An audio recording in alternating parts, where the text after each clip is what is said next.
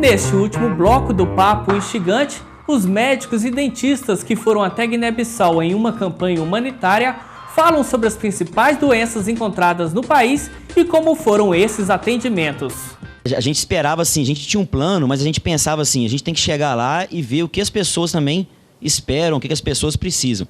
Agora, como médico, uma coisa que foi muito paradoxal foi o seguinte, que a gente como médico, a gente pensa nos problemas e a gente tem estudado as soluções dos problemas. E a gente vê o leque de soluções que nós temos. Lá, quando a gente identificava um problema, a gente não pensava, com esse problema, o que eu faço para ele? A resposta não era essa, a gente pensava, o que eu tenho aqui que serve para alguma coisa eu resolver esse problema? Você entendeu? Assim, porque aqui, como a gente tem um recurso, a gente pensa, essa situação ela exige isso, isso e isso. Mas lá a gente não podia perguntar o que exige. É o que eu tenho. Né? Então, assim, essa situação, o que eu posso fazer? Não é o que eu tenho, né? Assim, não é o que deveria fazer. Então, assim, o raciocínio mudou todo, porque você não tem um recurso. Né? E a outra questão, assim, que pelo menos para mim foi muito difícil, essa questão cultural mesmo, porque a gente não falava a mesma língua. Né? Era um dialeto. Então, assim, a gente está acostumado a entrevistar as pessoas responderem. Não existia um intermediário. E, às vezes, lá tinha 1 ou 2 intermediários para poder chegar à pergunta e voltar à resposta.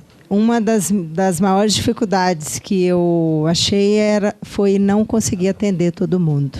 Isso era uma coisa que me deixava muito triste e muito... eu me sentia assim... Eu não conseguia fazer 1/3 do que eu gostaria de fazer, né? Então, eu trabalho aqui na cidade com ortodontia e lá eu não estava... 15 anos eu não fazia uma restauração, eu não fazia extração de dente há muitos anos. E lá eu coloquei a mão na massa de novo e comecei a extrair dente, a fazer restaurações. E isso aí foi uma dificuldade muito grande. Nós encontramos bastante dificuldades como dentistas lá. Éramos um número de 4 dentistas, né? Fomos eu, a Claudinha, a Adriana, que é de São João del Rei, e a doutora Lucinha, que é de Contagem. Então, éramos 4 dentistas e nós revezávamos, ficavam 2 lá na base da Jocum e 2 saíam para as tabancas, né, que eram como aldeias. E o que a gente achou de dificuldade? Como que você vai fazer um atendimento sem refletor, sem luz? Não tinha luz. Então, tínhamos que contar com algumas assistentes, como a pastora aqui e outros que ficavam com a lanterna acesa nos iluminando, né? Mas o ser humano não fica paradinho assim, igual uma estátua, né? A lanterna ia para lá, puxa a lanterna para cá. E era aquela... dói o braço. Então a pastora um dia falou, nossa, meu braço está doendo demais, que imagina você segurar a lanterna ali o tempo inteiro.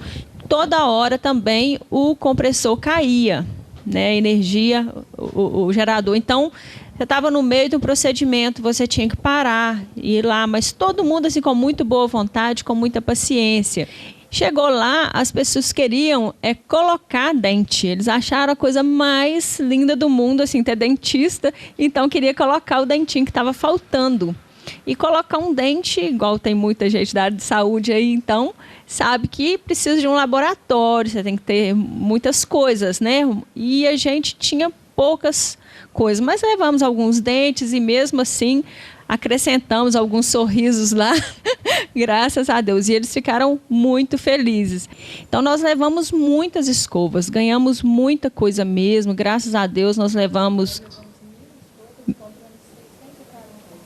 1.000 escovas nós levamos e compramos 640 e distribuímos todas essas escovas. Então, eles assim, ficavam fascinados com escova de dente, que para nós é uma coisa assim tão banal aqui, né, até. E as crianças têm os dentinhos muito estragados, eles sentem muita dor de dente, gente. Vocês não imaginam o quanto todo mundo aqui, não sei se todo mundo já sentiu uma dor de dente. Eu perguntei um dia para uma pessoa, o que vocês fazem quando vocês têm dor de dente? Eles me responderam assim, que eles pegam um pedaço de ferro e bate no dente, porque o dente está com cárie, ele quebra, a pessoa até desmaia de dor e fica os restos de raiz na boca. Então, a gente trabalhava nas tabancas só extraindo dente, extraindo, porque lá não tinha consultório. Então, a gente deitava as pessoas e estirava os restos radiculares, com muita infecção. Mas a gente sentia muita gente doente e num estado, assim, bem terminal mesmo. A gente suspeitava que pudesse ser AIDS. Agora, assim, as DST em si mesmo, assim, queixas mesmo relativas aos órgãos sexuais mesmos, eu não tive muitas. Não sei se os seus colegas tiveram. Você teve, Paulo? Na verdade, muitas coisas elas não queriam falar com os meninos. E como eu era a única médica, né, então às vezes elas ficavam insistindo para vir constar comigo. Aí, mas assim, lá é muito comum o DST porque cada homem tem 4, 5 mulheres, né? Só que eles não aceitam fazer nada de prevenção. A gente tratava empiricamente, né, quando tinha elas que tinham queixa de corrimento. Mas eu tentei fazer alguns preventivos. Eles não aceitam, o marido não aceita. No Centro de Nutrição da Jocum, são atendidas as mulheres da etnia Fula, que é uma etnia, uma grande etnia de Guiné-Bissau. E todas essas mulheres, quase que em 98% o número delas, todas são diagnosticadas com soro positivo. A maioria das crianças também. Então, a AIDS lá é devastadora também, mas o que mais mata em Guiné-Bissau não são as doenças sexualmente transmissíveis, é malária. A malária mata mais do que a AIDS. Então, você, quando chega no aeroporto, a primeira placa que você vê é: cuidado, malária mata. Agora, uma coisa que eu lembrei, o Henrique vai até complementar em relação à parte de DST, é que lá eles têm uma cultura de fazer o fanado. O que é o fanado? Em torno de 5 anos, né, as mulheres pegam a menina e é retirado o clitóris da criança. Então, é retirado com palito de dente, com gilete, caco de vidro. Então, eles vão lá no clitóris, raspam e retiram o clitóris da criança, né? Que até tem a famosa Naomi Campbell, né? Que ela foi submetida a isso também. Isso é uma fonte de infecção, porque eles não tomam antibiótico após. Então, é uma fonte de infecção, de infertilidade, né? De morte, de incontinência urinária. E os meninos são submetidos à circuncisão, né? Que é a retirada, né, do prepúcio, do excesso de pele nos meninos. Então, isso lá também é uma coisa que eu acho nessa parte sexual uma coisa muito triste, porque a mulher ela pode não querer que o filho, a filha passe por esse processo, mas ela não tem direito, ela não tem escolha, né? Então, isso foi uma coisa que me marcou muito, saber que as crianças passam por isso. Praticamente todas as meninas que eu atendia, elas eram fanadas, elas eram circuncidadas, né? Foi uma das cenas mais chocantes que eu vi, que eu nunca tinha visto isso. Aqui no Brasil não tem isso. E a forma como era feita essa circuncisão, ela é uma forma que não tem o mínimo de higiene. E isso pode perpetuar a transmissão do HIV, por exemplo. Um outro exemplo, os homens, os meninos, quando eles vão ser circuncidados.